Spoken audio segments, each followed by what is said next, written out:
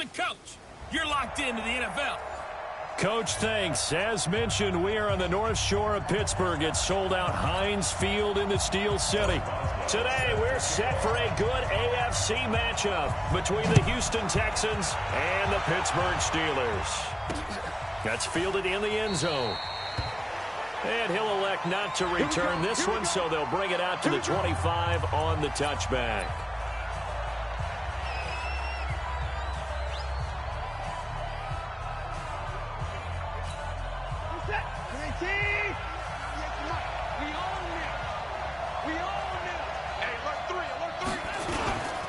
Here's a guy on his fourth franchise in 2 years, Carlos Hyde. And he's going to be dropped following a pickup of 7 past the 30 to the 32.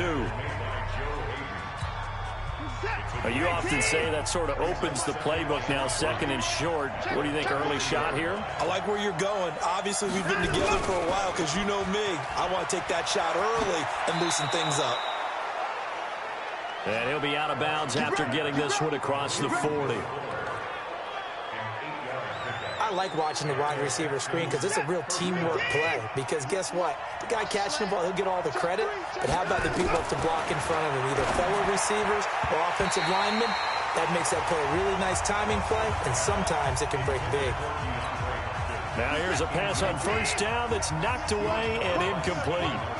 Here now is 2nd and 10, again from the 41. Here's Hyde.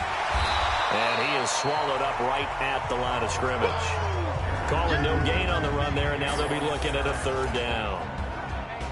And the starting defensive unit here for Pittsburgh. Bud Dupree came out of the University of Kentucky determined to let everyone know that they play football there as well as basketball. A terrific pass rusher off the edge. This is it. 19. Here we go. Here we go. Here we go. Switch. Throwing on 3rd down, Watson. And he can't get rid of it. He's taken down. Cameron Hayward attacking off the edge that time. You never want to give up a sack. From the O-line's perspective, they hate it for several reasons, especially because they felt like they let little brother down back there in the pocket. Oh, no doubt. They have a ton of pride, and they go into every job wanting to keep that guy clean. They want that uniform with no grass stains, no dirt, nothing on it. But it's really, really difficult. You're talking about some terrific athletes who are trying to put him on the ground.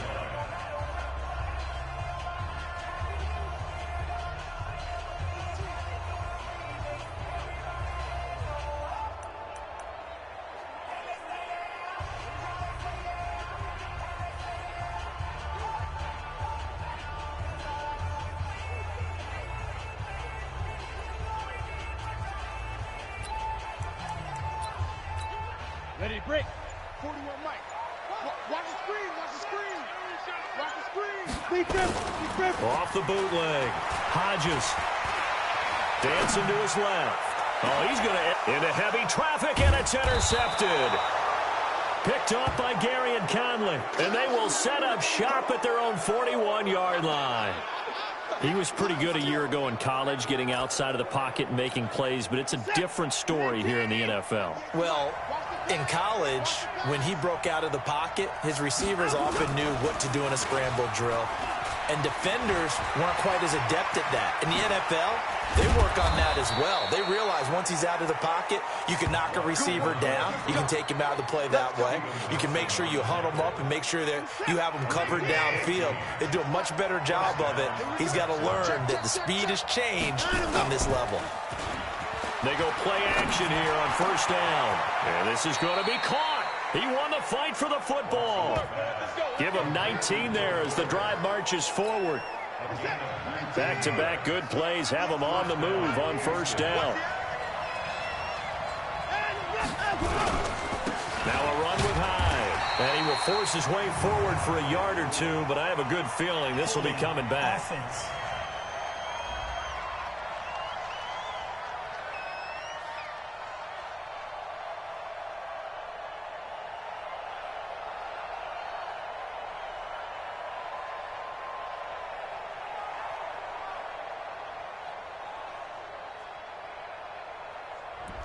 So on the big tight end, holding.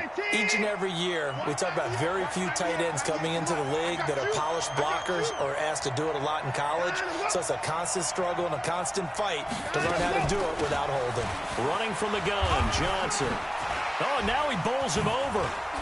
Finding room to the 20. Touchdown, Houston. Duke Johnson, 35 yards, as his guys are able to strike first here in this opening quarter. And they're able to run it in. It started with a battle in the trenches. They won there, and they got in for 6 points. And that's going to be a tough one for the defense to deal with. They've got to go to the bench now and figure out how we're going to slow down this running game, because on that particular play, they had no answer. So they only needed 3 plays on that drive. And a long run there in the end to top it off. So after the touchdown, here's Fairbairn now to kick it away. This is taken at the 3. And he'll bring it a few past the 20 to the 23-yard line. Here now comes the Pittsburgh Steelers offense to take over possession of the football. It's a Pittsburgh team, by the way, that all of a sudden is back above 500. They're 6-5 with a win in Week 12 at Cincinnati. And now they host Cleveland. They can defeat Cleveland. They'll be at 7-5, and you start to think about their playoff chances in much better light. The completion good for 3, and it's 2nd down. And a peek now at the offense for Pittsburgh. In the center for Pittsburgh, Marquise Pouncey, one of the most physical and agile players at his position in the league. A 7-time Pro Bowler, 2-time All-Pro. He's the keystone of one of the top offensive lines in the league.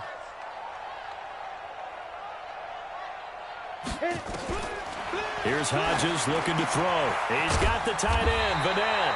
And down he goes, but he takes it up to the 40. That one good for 14 yards and a Steeler first. They gave up the completion there, but this is what zone defenses count on. Catching the ball and not much run after the catch. I'm coming after you. I'm coming after you. Get it. On 1st down, here's Hodges setting up the screen. This is Samuels. And able to break one tackle, but then quickly brought down. But a nice little gain. For a second there, I thought that might break big. Screen pass. Looked like it was coming together. Looked like there was an opening. Still, ended up with a solid game. They try to throw on 2nd down, but this one is incomplete. The defensive crew for the Texans. Here's a look. Many times as we open a game, we talk about guys who are drafted in the 1st round, but how about the undrafted players? In this case, safety Tashawn Gibson, who's made the most of his time in the NFL, becoming a starter in the league, and since 2012 has 20 interceptions, the most for undrafted players in that time frame. It'll be a pickup of 4, good enough to earn him yet another 1st down. We've seen quite a bit of the short passing game here early on 1st quarter, haven't we? We have, and I think it works a couple of ways for this team because, number one, you throw the short game until they stop it. And if they're not going to stop it, you keep throwing it, and occasionally you'll break a tackle and turn it into a bigger gain. Also, if they start to creep up, start to pressure receivers, now you go over the top, take it deep, and now you get some of those big shots downfield. Looking for more there on 1st down, but this throw downfield incomplete.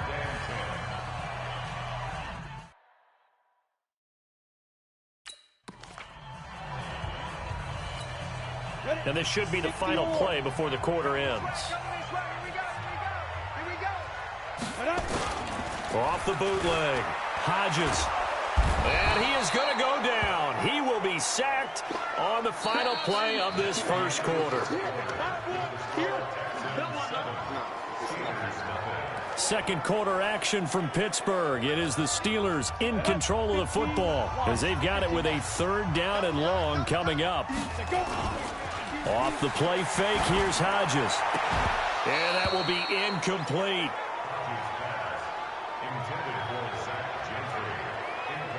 You hear the calls for a penalty, but I just don't think so. I think in this situation, the defender was making sure his guy couldn't hold on to the football. So I don't see anything that warranted a flag. No, I'm with you. There was contact, but I'm happy they kept that flag in the back pocket. Hodges now. Into a double team, and it's intercepted.